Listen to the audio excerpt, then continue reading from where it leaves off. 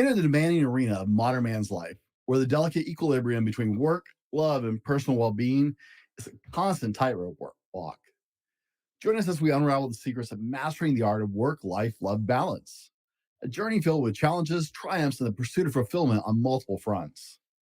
Discover how successful men navigate the intricate dance between professional ambitions and personal connections, seeking that elusive balance that transforms their lives into a symphony of achievements and meaningful relationships. Join us on this journey as we delve into the pursuit of the work life love balance.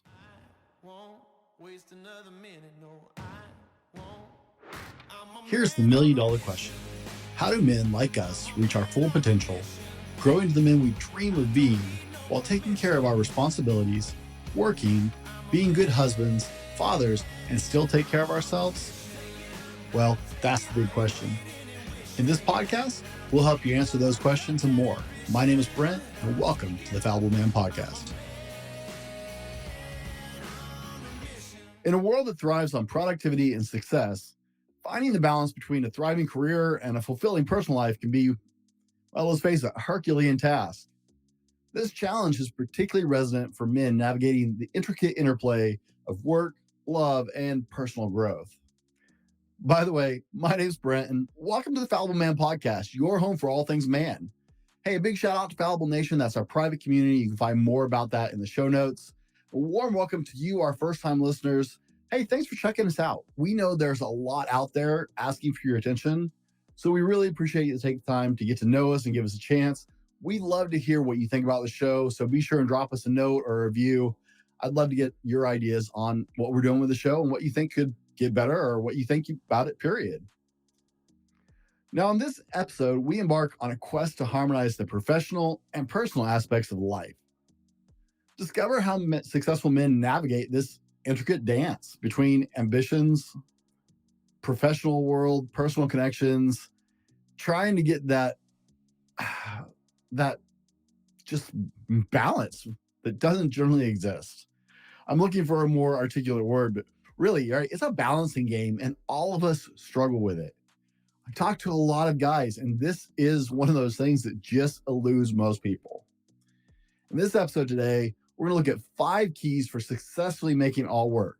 Now, let me throw this out up front. I'm not going to give you the 100% playbook. I'm going to give you the rules to make your own playbook, because you're really going to have to personalize it.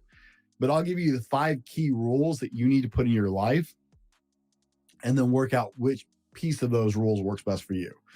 So let me explain. Number 1 is you need to embrace time management tactics. In the relentless pursuit of career goals, mastering time management is key, and king, however you want to say it. There are a lot of options out there, and you'll end up utilizing probably several different strategies. You'll learn to utilize not only time management, but priority management tactics as well. Things like time blocking, the Pareto Principle, or however you properly say that, the Pompadour technique, the Eisenhower matrix, eat the frog technique. And yes, that is actually a real thing. And I've done episodes on a lot of these different techniques for time management and priority management. And if you want to get more detail, be sure and go back and find that episode on whichever one sounds great to you. I haven't done the eat the frog technique. Let me know if you want me to do one on the eat the frog technique, and we'll do that too. But this is what I mean. You are going to need to embrace time management tactics and priority management tactics. Which ones work best for you is what you're going to have to figure out and personalize. I know some people who swear by the Pompadour technique. Other people live on the Eisenhower matrix. That's why we did a show about that one. You're going to have to find which one is most effective in your life and fits you. But no matter which one it is, you're going to have to embrace those time management techniques to really balance that personal and professional world and everything that comes with it. Number 2, prioritize quality over quantity. Now, I wish you could get paid like this, and there are some jobs out there I hear or tell that's possible, but delve into the concepts of meaningful moments in relationships as well. Focus on prioritizing connection over mere presence. Remember, presence isn't being present. Fostering intimacy and emotional depth in your personal life takes work, but it takes intention. Focus on shared experiences that go beyond superficial and create lasting memories with your loved ones. We live in a really busy world, and the fact is, we're all over busy these days, like way over busy. And we just don't have the time that we wish we did. That's a universal problem. Quality time is always going to be more powerful than quantity time.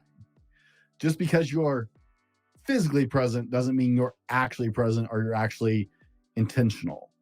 So capitalize on quality time, and it will help you build stronger relationships all the way around. Now, if only we could get that quality time at work, so we work less hours, right?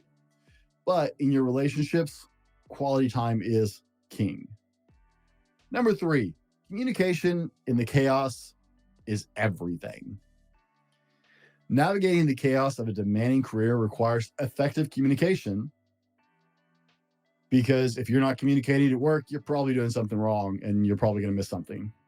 Likewise, effective communication is a requirement to maintain harmony in personal relationships. Take the time and put in the effort to learn how your partner prefers to communicate. What is their preferred communication method? And I do shows about that as well, because if you didn't know, there is actually different styles of communication method that people do better at. Be intentional about communicating with your partner as often as possible. Okay. You don't have to over communicate with the, what's the words I'm looking for? The TMI kind of stuff. Yeah, don't do that. But you do need to communicate as much as possible. Be intentional about communicating with them on a regular basis as much as possible. I know I said it already. I'm saying it again for a reason. Communication is the bedrock of every relationship, and there is no exception to this rule. Communication is the bedrock of a exceptional relationship, or any relationship for that fact. Number 4, practice self-care rituals. You might be going, hey, Brent, why does this fit in this? Well, this is why this fits in this, okay? To really get that work-life balance, one of the things work-life, relationship life, all that balance, right? All those things we're trying to balance in this show today, relationships, work. Guess what the missing piece is for a lot of people? Is taking care of themselves. We don't talk about taking care of yourselves to actually balance that out. Explore a variety of self-care rituals tailored to unique challenges of your professional life. I actually used to do yoga at my office on my lunch break. No kidding. From mindfulness practices to physical activities, investing in your own mental and physical health enhances your overall resilience and satisfaction. I did yoga at work. I also used to go for walks on my lunch break. Sometimes I do yoga, sometimes I go do a walk, but I got out and got moving because I needed that. I needed that mentally and emotionally for my job, to have that physical movement and that physical well-being, because I spent a lot of time at a desk. Find what you need to do to be the best version of yourself. You can't show up the best for your career or for your relationship if you're not taking care of yourself. You can't pour out of an empty pitcher, guys.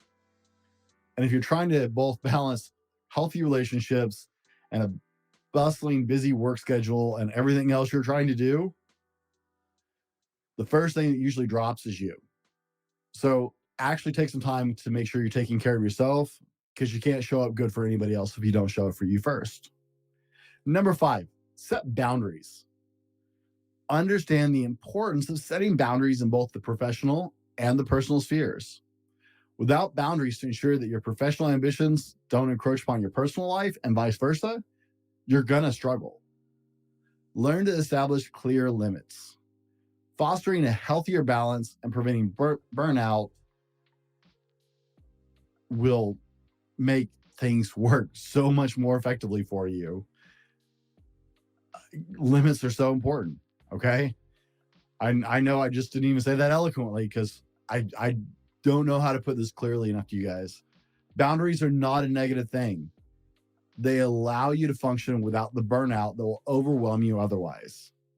Most people, and I say this with absolute certainty, most people would benefit from imposing more healthy boundaries in their life, not less. And if you want to try and figure out how to balance that work, life, love, relationship balance kind of thing, you're going to have to set really solid boundaries and enforce them because people are going to challenge them. And these 5 keys will help you as we navigate the complex world of work, life, love balance. By implementing these practices, it gives you a good baseline.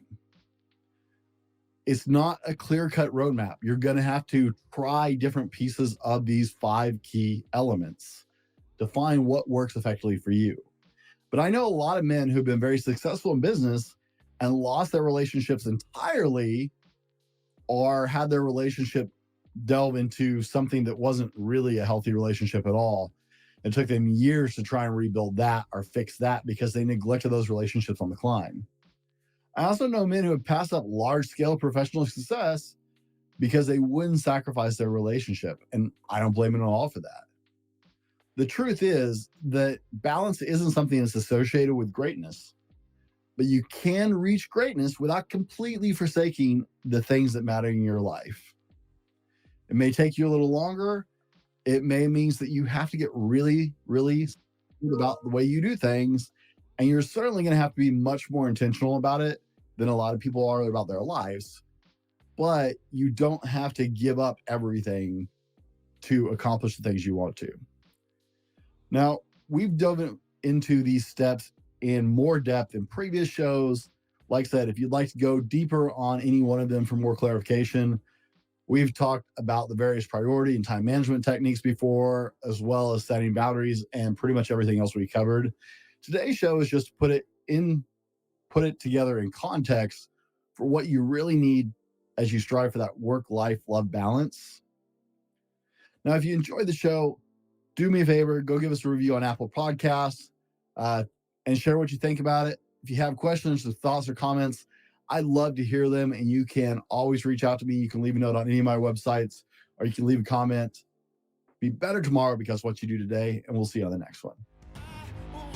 This has been the Fallible Man Podcast, your home for everything man, husband, and father. Be sure to subscribe so you don't miss a show. Head over to www.thefallibleman.com for more content and get your own Fallible Man gear.